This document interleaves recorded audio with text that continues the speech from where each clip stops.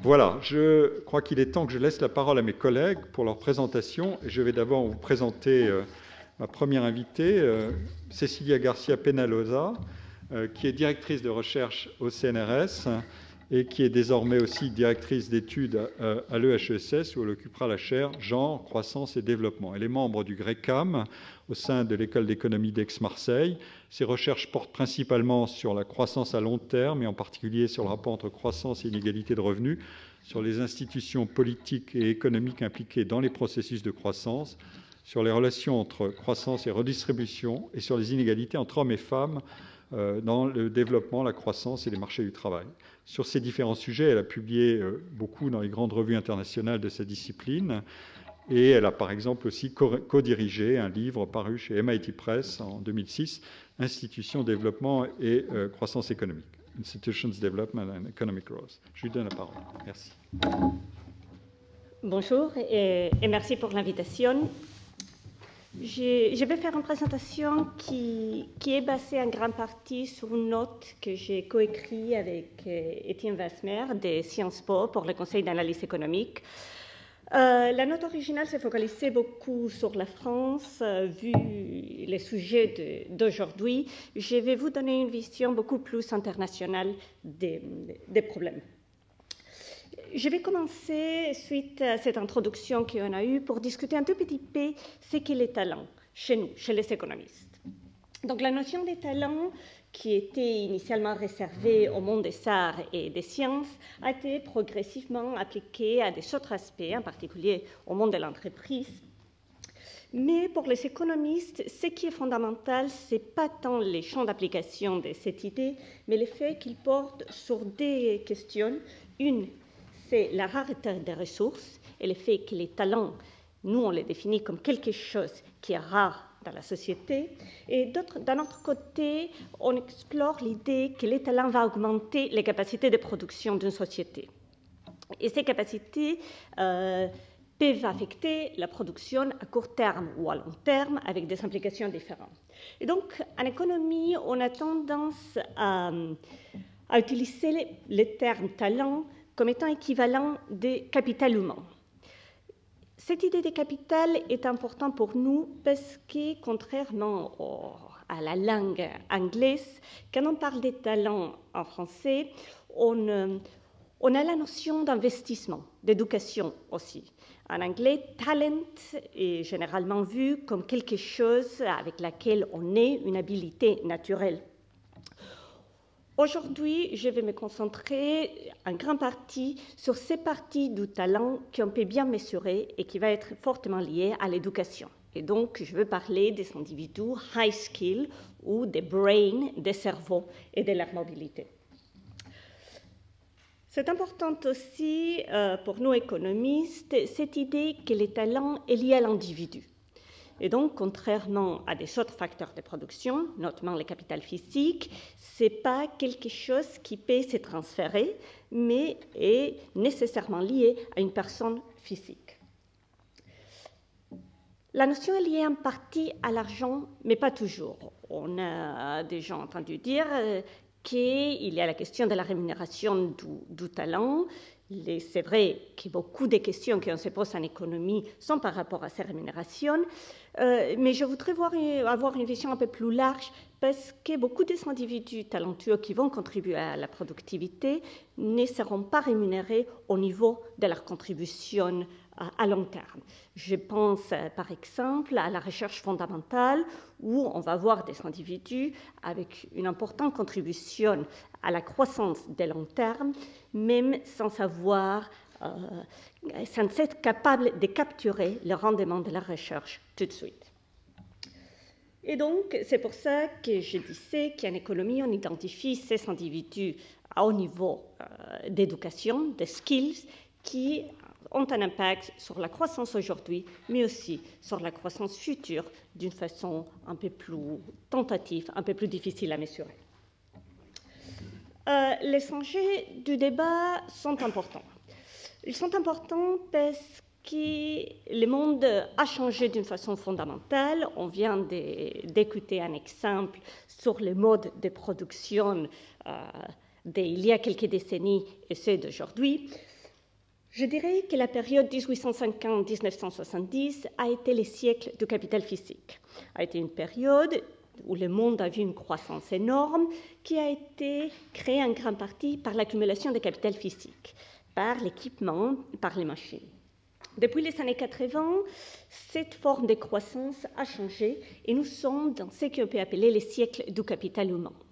La dématérialisation de l'économie a créé une demande pour certains types de travailleurs qui sont différents d'une grande partie des individus qui sont dans les marchés du travail, et ça donne une importance croissante aux capacités individuelles. En même temps, on vit dans une situation où le changement technologique s'est accéléré par rapport à tout autre moment de l'histoire. Et ça aussi demande quelque chose de particulier. Ça exige que les individus aient la capacité de changer, de s'adapter, d'apprendre ces nouvelles technologies qui arrivent. Et ce sont des capacités fortement liées à l'éducation et au talent.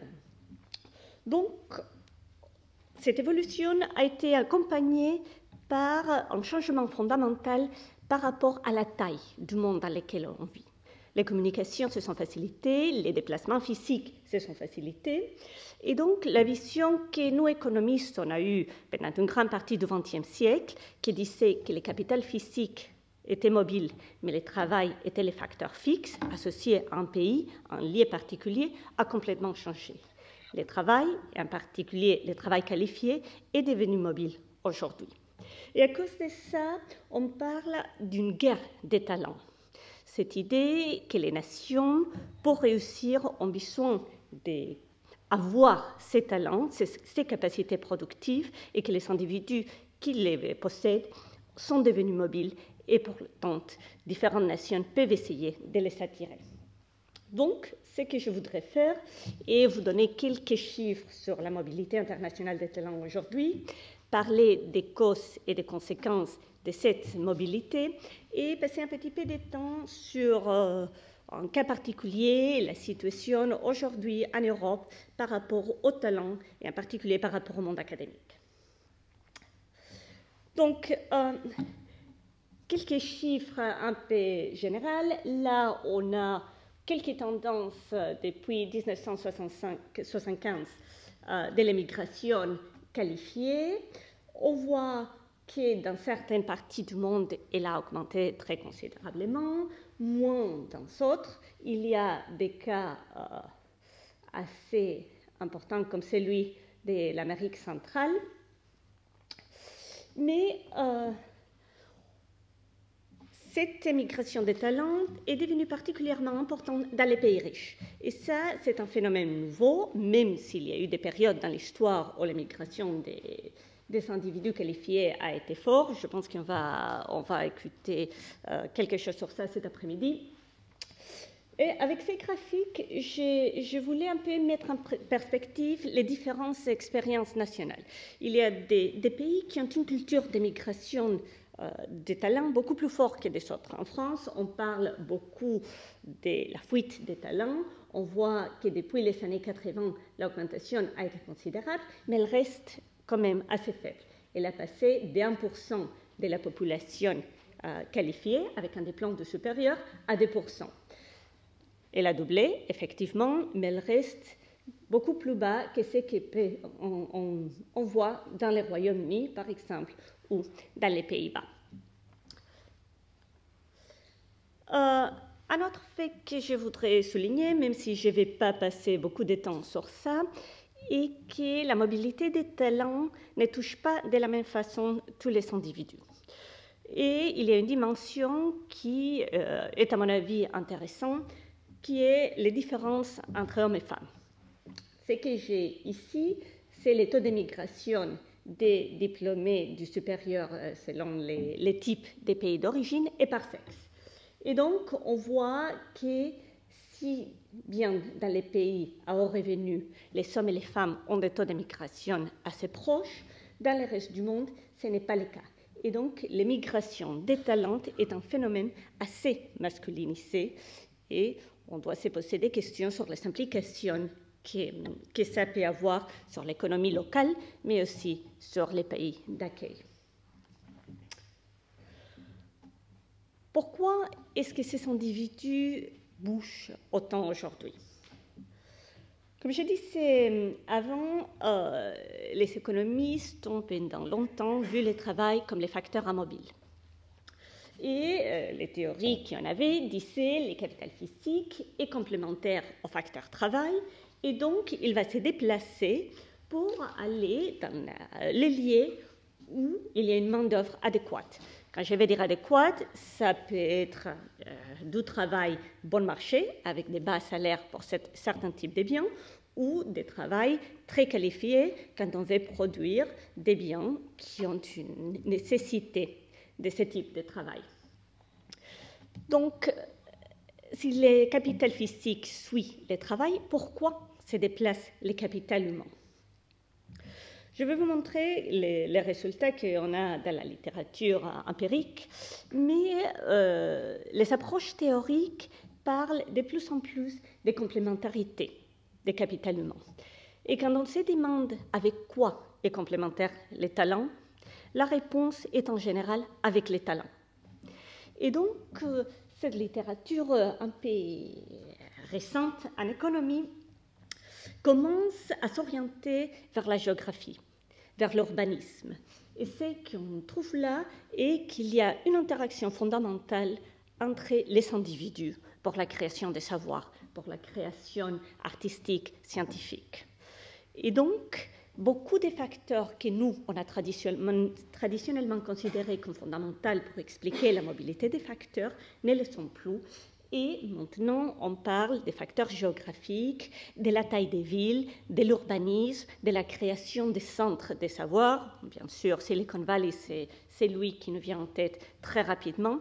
Et ça sont des nouvelles questions qui commencent petit à petit à s'intégrer dans l'analyse économique. Donc, il y a une longue série de travaux empiriques qui ont essayé d'examiner quels sont les facteurs qui poussent à la mobilité du talent. On parle dans cette littérature des facteurs push et des facteurs pull, de ce qui pousse les gens à partir et ce qui attire les individus. Et donc, on peut en général conclure de cette littérature qu'en général, ces facteurs push sont plus faibles que les facteurs d'attractivité, même, et je vais vous donner un exemple, si ce n'est pas toujours le cas. Il y a des grands groupes de pays qui, en général, sont séparés dans la littérature, les pays à bas revenus et les pays à haut revenus, parce que les mécanismes qu'on y trouve sont assez différents. Donc, dans les pays à bas revenus, on voit que l'immigration est assez sensible à la distance. Clairement, il y a des contraintes budgétaires pour beaucoup d'individus, et donc la distance entre les pays d'origine et les pays d'accueil est un facteur assez important qui va déterminer la migration. Mais il y a des facteurs push qui peuvent être importants. Un aspect qui ressort régulièrement dans les données, c'est la fractionnalisation religieuse. Qu'est-ce que je vais dire par fractionnalisation? Je ne suis pas sûre que ce soit un mot français, mais c'est cette idée que dans un pays, on peut avoir des différentes religions, des différentes langues, des différentes ethnies, et donc on va mesurer la diversité dans un de ces aspects. On a parlé en économie beaucoup de comment cette diversité peut être importante pour la croissance. Et quand on regarde l'immigration, ce qu'on trouve est que la diversité religieuse est un facteur très important et qui a un effet très positif sur les taux d'immigration. Donc les pays où il y a ces divisions par rapport aux différentes identités religieuses ont tendance à être des pays avec une forte immigration des plus qualifiés. Dans les facteurs push aussi, le niveau de développement du pays est bien sûr important aussi. Même dans ces groupes de pays à revenus bas ou modérés, plus pauvres est les pays, plus d'immigration déqualifiée on va trouver. Mais on trouve que les décisions de ces individus sont affectées par la géographie, par la distance, comme je disais avant, mais aussi par la culture. Et donc, les pôles d'attraction sont en grande partie liés à la proximité culturelle et à l'histoire commune commune.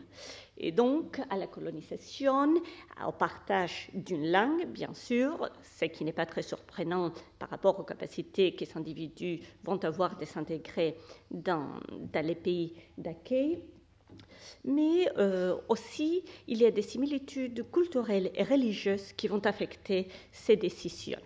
Et donc, on a des exemples en France, mais aussi en Espagne, avec la proximité de l'Amérique latine, ce qui n'est pas très surprenant, mais aussi une forte migration qui vient des Philippines, un pays qui a été espagnol, qui ne l'était pas depuis très longtemps, où les gens ne parlent plus la langue, mais où il y a une histoire commune qui va créer ces liens qui vont favoriser l'émigration. Du côté des pays à haut revenu, l'histoire est assez différente.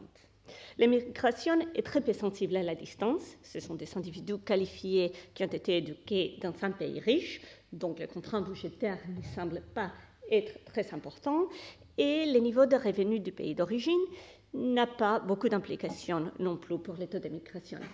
Par contre, la taille de la population est fondamentale.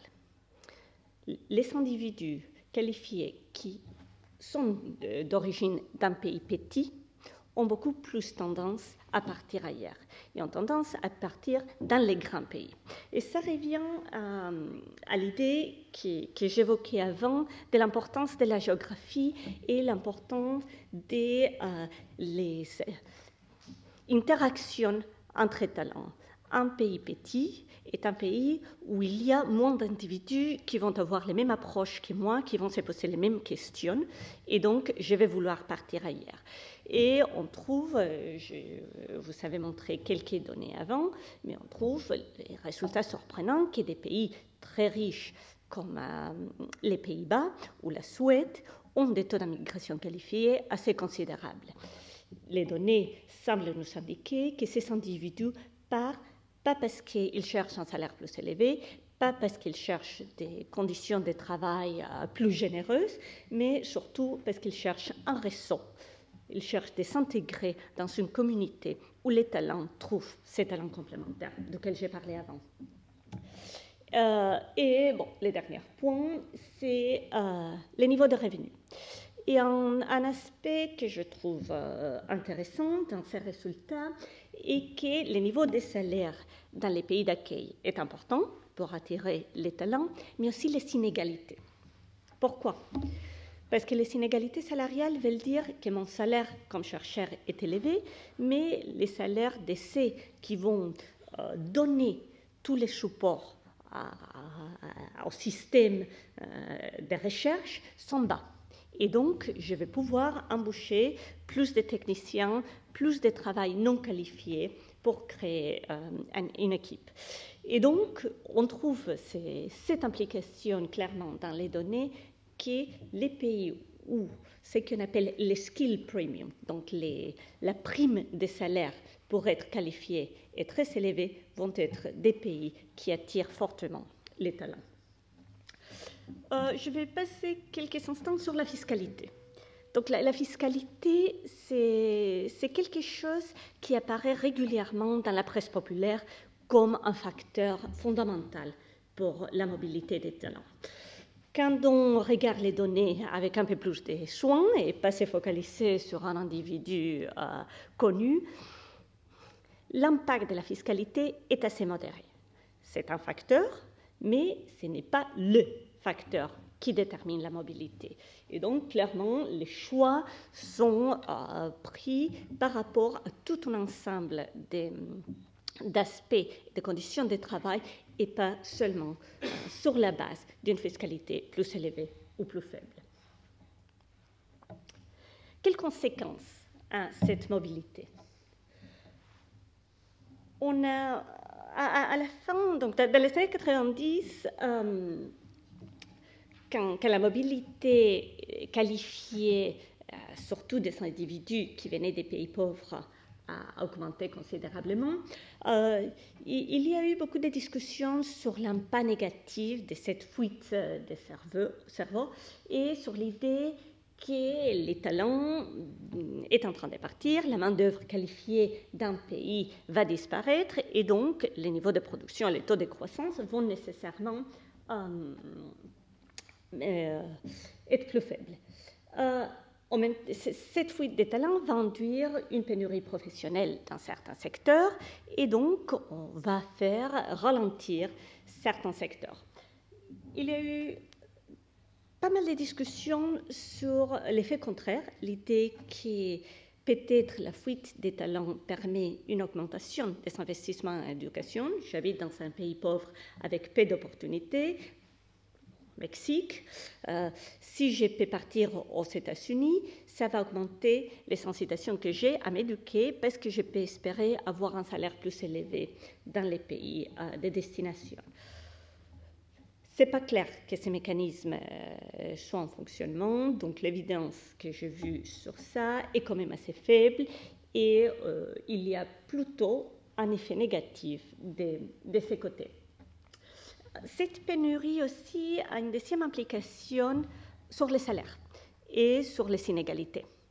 Pourquoi? Parce qu'on va avoir une rareté des travailleurs qualifiés dans les secteurs les plus productifs et donc ces individus vont avoir la capacité d'extraire une partie plus importante de la production totale, ce qui va augmenter les salaires, peut-être réduire ceux des individus non qualifiés et créer un écart salarial plus important entre ceux qui ont eu une éducation et ceux qui ne l'ont pas eu. Est-ce qu'il y a des effets positifs de la mobilité? La réponse est oui, et il y a plusieurs raisons. D'abord, l'immigration a un effet positif sur l'individu, sur son salaire dans les pays d'accueil, mais on le voit aussi dans les données, sur son salaire quand il revient au pays d'origine. Donc, les individus qui ont passé du temps ailleurs sont des individus qui deviennent plus productifs, qui vont amener avec eux des nouvelles capacités et qui vont avoir une carrière professionnelle plus intéressante et des salaires de rémunération plus élevés. L'immigration a aussi eu un effet important sur l'innovation et les brevets. En général, on trouve que les immigrants qualifiés sont ceux les plus talentueux dans la distribution des capacités de leur pays d'origine et donc ça amène souvent une amélioration des compétences dans les pays d'accueil et on voit clairement dans les données que les régions, les pays, les secteurs avec plus d'immigration qualifiée vont avoir plus d'innovation, plus de brevets. Une partie des effets positifs semble venir d'une complémentarité entre les travailleurs natifs et les immigrés.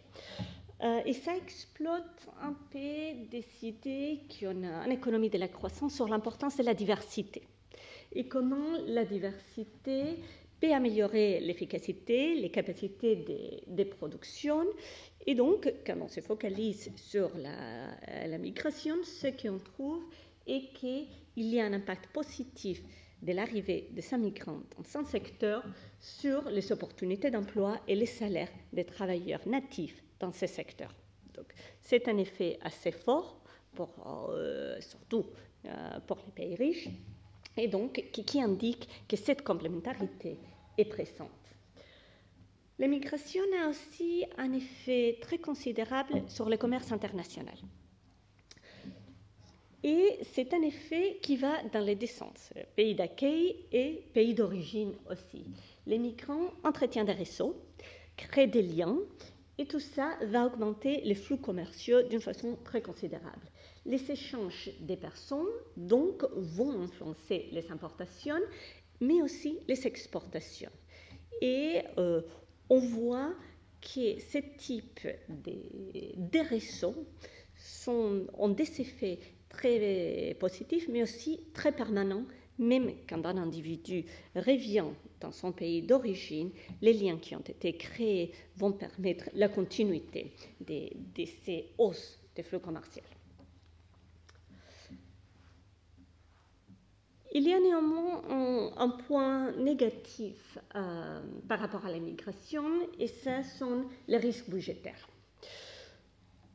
Donc, les migrants qualifiés sont en général des individus entre 25 et 45 ans qui sont dans la partie la plus productive de leur carrière et qui, vu leur haute productivité à cet âge et leur haute productivité à cause de leur qualification, contribuent énormément au système fiscal du pays dans lequel ils travaillent.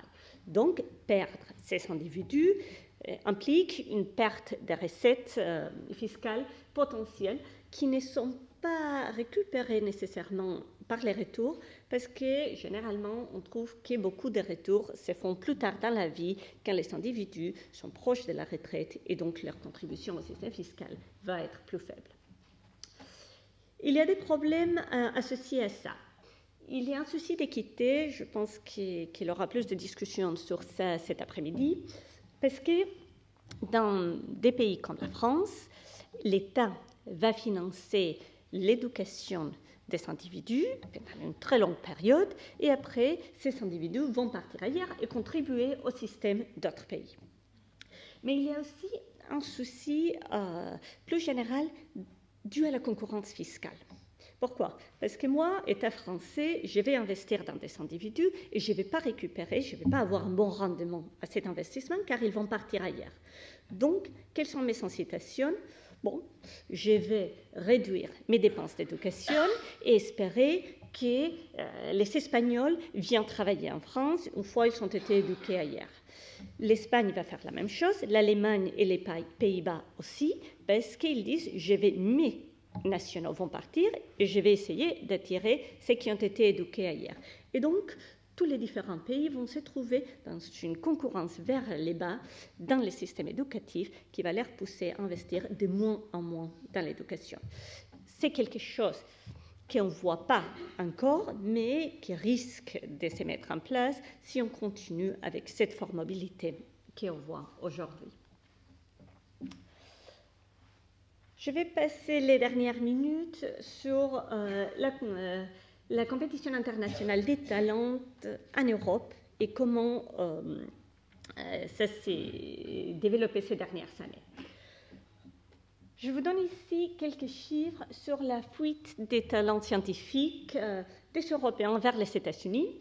Donc, ce qu'on a, c'est les diplômés du supérieur et donc la proportion de cette catégorie qui part de chacun des pays que j'ai mis là vers les États-Unis, les doctorants et les chercheurs. Donc, vous voyez déjà les mêmes différences qu'on avait avant. Les Royaumes-Unis ont une migration très importante à tous les niveaux, avec presque 30% de chercheurs qui partent vers les États-Unis. La France est un cas modéré, seulement 30% des diplômés des supérieurs. Et je n'ai pas mis la date. Ça, c'est pour 98, si je ne me trompe pas. Et une proportion de presque 8% de chercheurs qui partent. Mais donc, ce sont des flux importants quand même qui indiquent qu'il y a ces départs vers celui qu'aujourd'hui on considère un des pays les plus attractifs pour les scientifiques. Donc, on a du retard par rapport aux États-Unis en termes d'attirer des talents. Et bon, on avait quelques chiffres avant. Donc, en 2000, les calculs que j'ai vus estiment que 120 000 travailleurs qualifiés sont partis vers le reste du monde et une grande majorité vers les États-Unis, suivis de la Nouvelle-Zélande, l'Australie et le Canada. L'Europe est-elle en déficit? Alors, donc il y a cette perte considérable vers les pays anglo-saxons, due en partie à des avantages financiers, mais aussi à l'importance des réseaux scientifiques, duquel je parlais avant. Mais le déficit est faible parce que les arrivées d'autres pays développés compensent la migration. La question qui se pose alors est, est-ce que ceux qui arrivent sont de la même qualité scientifique que ceux qui partent?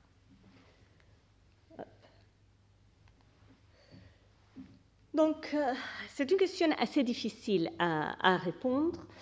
Mais ce que je vous donne ici, j'espère que c'est lisible, c'est une mesure de la visibilité de ce qui arrive et ce qui part. Donc, ce sont des données qui se basent sur les publications scientifiques et le nombre de citations. Là, dans l'axe horizontal, on a la qualité des scientifiques qui arrivent, et ici, on a la qualité des scientifiques qui partent. Et donc, quand on est sur la ligne des 45 degrés, on a une égalité entre les deux. Ceux qui arrivent sont si bons que ceux qui partent. Le cas de la France, qui est ce point-là, est pile sur la ligne des 45 degrés. Les départs sont compensés par les arrivées. Les États-Unis, ici, et le Royaume-Uni, là, sont dans une situation où ceux qui arrivent sont meilleurs que ceux qui partent. Et ici, on a des pays, notamment l'Italie, qui ont une perte très considérable des talents. La Grèce est là. Donc, il y a une perte vers le monde anglo-saxon par la qualité. Ce n'est pas le cas de la France, d'après cette mesure basée sur les citations. Pourquoi alors on voit cette perte des talents par rapport à beaucoup de pays? Bon. Une partie du problème est que les pays européens ont un très faible taux de retour des travailleurs, des scientifiques qualifiés. Et la question qui se pose, c'est pourquoi? Un des points mis en évidence a été le faible financement de la recherche universitaire dans beaucoup de pays européens. Mais l'autre aspect est le faible investissement en R&D par les pays européens. Et donc là, on peut se poser la question de la causalité. Est-ce que les bons scientifiques partent et donc on a paix de recherche, ou est-ce que c'est le contraire? Et les études semblent mettre en évidence une causalité qui va de l'investissement vers les départs. Pourquoi? Parce que l'absence de recherche, soit l'absence de financement pour la recherche fondamentale dans le monde universitaire et l'absence de financement pour la recherche appliquée dans le monde de l'entreprise, crée une faible demande. Et c'est cette faible demande pour les travailleurs très qualifiés qui va pousser ces individus à partir ailleurs dans des pays où la demande est plus forte. Et on a une série d'études sur des gros changements de financement en recherche mis en place par certains pays, notamment dans le nord de l'Europe, qui montrent qu'une forte augmentation du financement de la recherche a eu un impact considérable sur la migration. Donc je reviens, c'est le cas des pays nordiques qui, comme je disais avant, ont été très affectés par leur petite taille, qui ont vu un flux de migrants assez considérable à la fin des années 90, début des années 2000, et qui ont en partie arrêté ces flux par une dynamique de recherche beaucoup plus généreuse. Bon, je vais conclure rapidement pour avoir un peu de temps pour la discussion. Donc, en économie, quand on parle des talents, on a tendance à parler des capitaux humains avec cette idée qu'il y a des capacités innées qui sont bien sûr importantes, mais aussi un aspect considérable qui est le résultat des investissements en éducation pour créer ces talents productifs. La conclusion générale, la vision assez généralisée aujourd'hui est que la mobilité est souhaitable. La mobilité est souhaitable pour l'individu et elle est souhaitable pour les nations parce qu'elle crée une diversité, elle crée une richesse d'expérience, elle crée des interactions entre les différents types de talents et donc ça va augmenter, comme je disais, les flux commerciaux, la productivité, l'innovation. Donc, un pays ne perd pas nécessairement ceux qui travaillent à l'étranger, mais c'est important dans le monde aujourd'hui d'être conscient qu'il faut attirer des talents plus qu'essayer de lutter contre la mobilité. La clé semble être quelque chose d'assez large Ce n'est pas, comme je disais avant, simplement une question de la fiscalité. La fiscalité est un élément, mais les conditions de vie, d'entrepreneuriat, de travail sont toutes ensemble des facteurs importants. Je suis économiste et je vais finir donc avec les enjeux fiscaux. C'est une question importante et c'est très important pour un pays comme la France, avec une protection sociale forte. Les systèmes français, comme les systèmes d'autres pays avec une protection sociale forte, est difficilement compatible avec un monde à grande mobilité. La gratuité de l'école, et surtout des études supérieures, la couverture des santé, la retraite, telle qu'elle existe aujourd'hui, pose des problèmes, soit du point de vue des financements, on peut revenir à ça, du point de vue de l'attractivité pour les individus. Est-ce que ça veut dire que la mobilité internationale croissante n'est pas compatible avec un état de bien-être large? Non, je ne pense pas que ce soit le cas, mais il faut réfléchir aux réformes possibles. Et il me semble qu'il y a des aspects qui sont fondamentaux dans ce monde changeant. D'un côté, la transparence, la lisibilité du système social, chose qui n'est pas le cas aujourd'hui en France, et d'un autre, la coordination internationale. On vit dans un monde globalisé et donc de plus en plus de nos politiques devront être globalisées et il faut réfléchir à comment on peut favoriser cette mobilité sans mettre en danger cette protection sociale. Merci beaucoup.